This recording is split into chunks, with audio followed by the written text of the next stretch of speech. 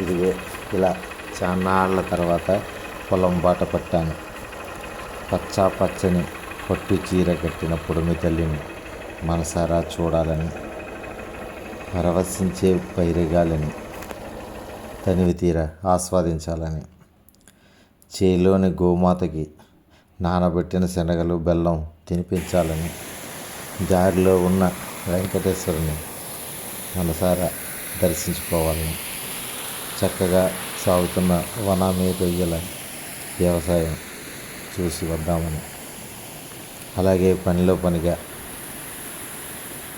ఎప్పుడో నాటిన శ్రీగంధం చెట్ల పెరుగుదలలు, కొబ్బరి చెట్ల మంచి చెట్లు, కాటన్ దొరగారు నేరేడు చెట్లు, టిష్యూ కల్చర్ తేటి చెట్లు, పోక చెక్కల పెరుగుదలలు, అలా అన్నిటినీ ఓసారి చూసి వాటి బాగోగులు మంచి చెడ్డలు ఎలా చేయాలి, ఏం చేయాలి అవన్నీ కూడా శోధించి పరిష్కారాలతో ఏం చేయాలి అనేది పురమాయించుకొని తిరిగి ఇంటికి రావడం జరిగింది. తిరిగి ఈ వనాన్ని రొయ్యల చెరువులు ఈ ఎక్స్పోర్ట్ ఓరియంటెడ్ ప్రోడక్ట్ మా కౌలు రైతు తిరిగి ఈ చెరువుల్లో ఇలా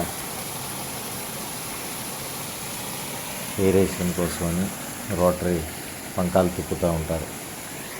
ఇవి వచ్చి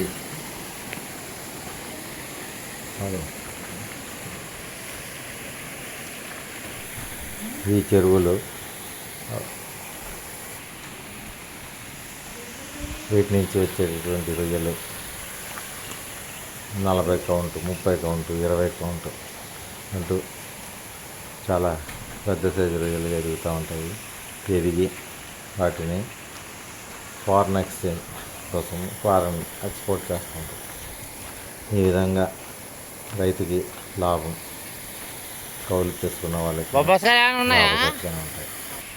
అరటికాయలు కానీ కూర అరటికాయలు నష్టం ఉండదు.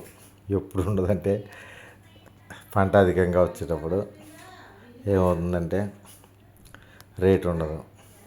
పంట బాగోలేనప్పుడు రేటు ఉంటుంది, కానీ పంట దిగుబడి లేక రైతు వ్యాధులతోటి జబ్బులతోటి రొయ్యల ఉత్పత్తి తీయలేక నష్టపోతుంటారు.